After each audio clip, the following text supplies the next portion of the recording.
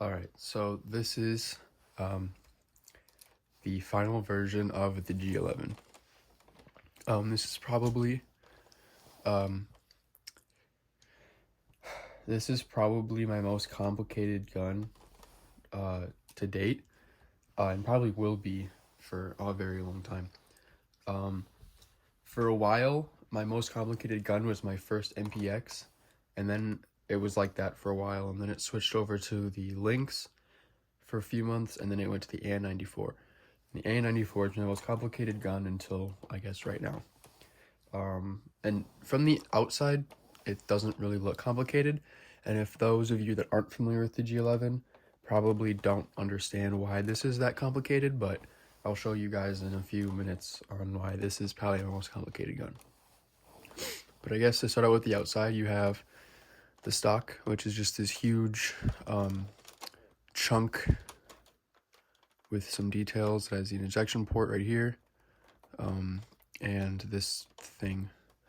It has a winder as well, so you take this and you can wind it, which also breaks a little bit, but it's not a huge problem. It also has a magazine release on the top. To the main receiver, you can see it's just this centerpiece with a scope. And the scope, you're able to look down like that. It has a working safety, so as you can see right here, it's on safe. Flick it up, it's on fire. So yeah, and then you have the grip, which is pretty stable and can actually like take the weight of the whole gun just by itself. It's pretty sturdy, which is surprising based on how I built it, because it's only connected right here and here, but everything else is just kind of held in by force. So that's, I don't know, it works. And then you have the front handguard, which can hold 3 magazines, and I built 3. And you have some sling mount detailing, and on the bottom you have a key, which will be useful later. But yeah, you have 3 magazines. You can take them both out. You can take 2 of them out.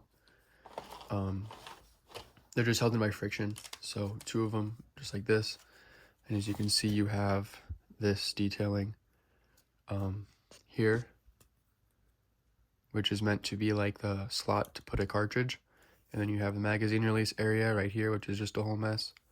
And then you go up to the front and you have just like this detailing. There's supposed to be a spring in here, but because the magazines are only 1 wide, it's kind of hard to fit that, so I just made it open. But yeah, all magazines are identical. And the third magazine is this one on the top, and that's the actual loaded magazine. So you just press the magazine release and it can come right out. So yeah, that's magazine.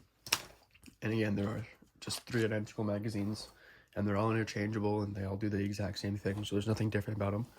So this is the unloaded G11. It looks kind of weird without the magazines in, but that's just the first step to field stripping it, I guess. So we're going to go into field stripping. The easiest method, in my opinion, to field strip this is to take the handguard off first.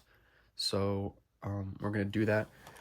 And in order to take the handguard off, there's these little slots on the inside. There's one here, and there's one there. And those slots, you can just push in, and you can slide the handguard off. The handguard has, again, more. You can go in more into detail with this. You have it's goes completely through. And you have the slots for each of the magazines to write on.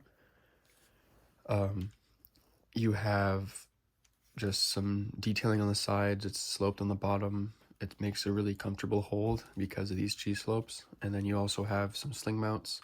And then on the bottom, you have this key, which is just held in by a stud. And this key is used to activate the mechanism on the inside. But we're just going to keep this in here for now just to keep it safe. And yeah, so it's not anything special. It's just like a hollow piece of brick, but it gets the job done for what it needs to. And here you can see the mechanism for the slots. It's just 2 push tabs really. And the stock is the same thing. There's a push tab here on the bottom. On the actual model, there's one on the top, but because of how the magazine release needed to work, I couldn't fit it. So the one on the bottom actually just works just fine because friction kind of just holds the stock in, but as you can see, holds pretty well. you're gonna press this tab on the bottom in, and then you can just slide it out like so, and then the winder kind of just falls out, but this is the winder. It just kind of does its own thing. And this is the stock. You have the magazine release button, which is free floating on the inside. This is literally just a huge hollow piece of brick. Like, it's anything too special. It's just a case for the mechanism. So there's some details on the bottom, like the ejection port. And again, it's really just nothing special. It's just big chunk. And so this is kind of like the real interesting part of the G11. This is the internal mechanism, which actually works. It doesn't chamber or cycle around or anything, but it cycles like how the real one should. And I try to get it as close as I could to the actual G11. So we're actually going to take it out so we can kind of see it. So the easiest way to take it out is to take the barrel and kind of grab it, and then you just kind of force it out. And then you can just grab it, and then you can pull it out. This is the upper, so as you can see, it's just see-through. Obviously, you have the scope again. Again, same functions, same everything. Again, grip holds the weight really, really well, so it's pretty balanced as well. So, yeah. So anyway, this is, again, the main area. So, I guess to start it out, we're going to start with the magazine release.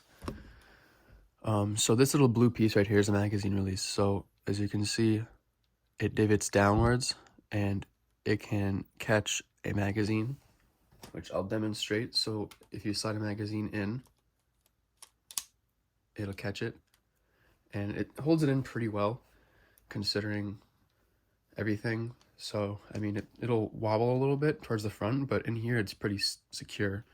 And you just press the magazine down and it comes out.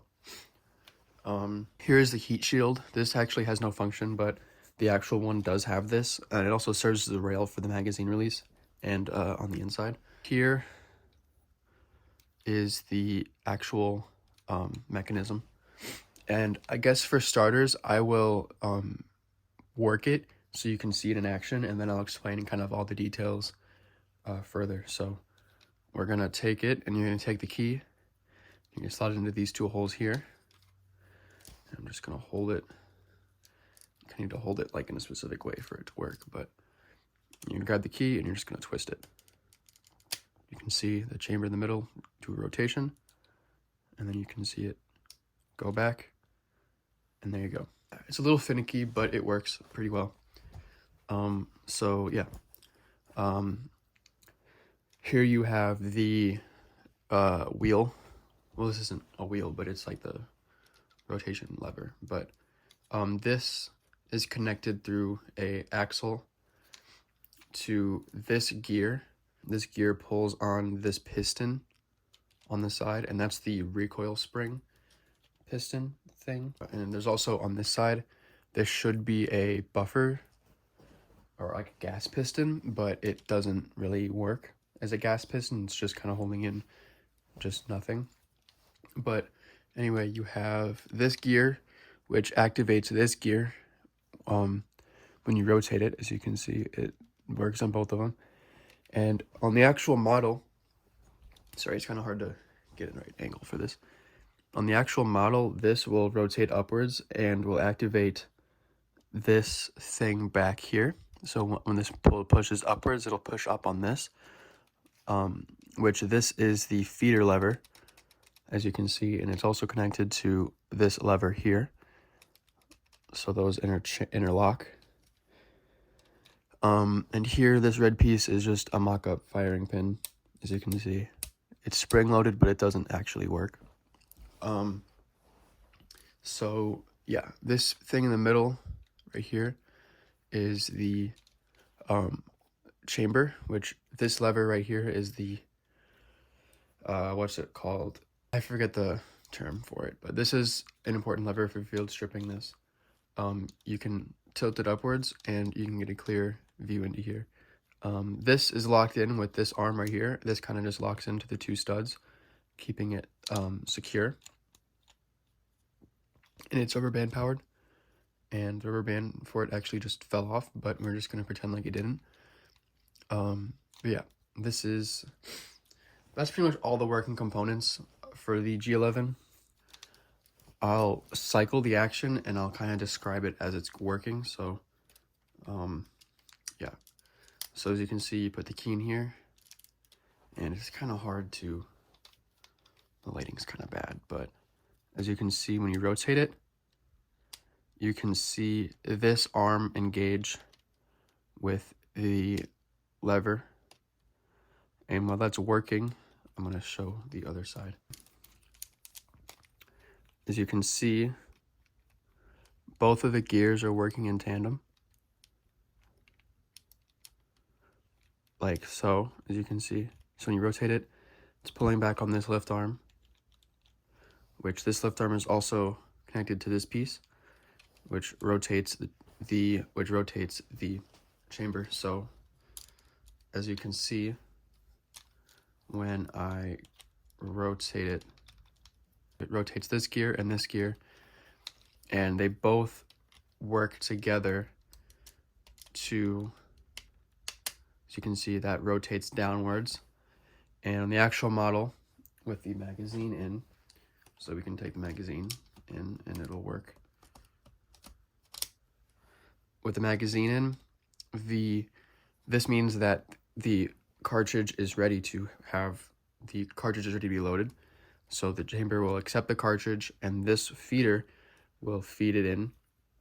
And then remaining of the cycle is just, as you can see, it rotates upwards and this engages to feed the cartridge in. Again, then that means the firing pin is ready to engage, but on my model that obviously doesn't work. So yeah, that was a pretty shitty explanation for how this works. But yeah.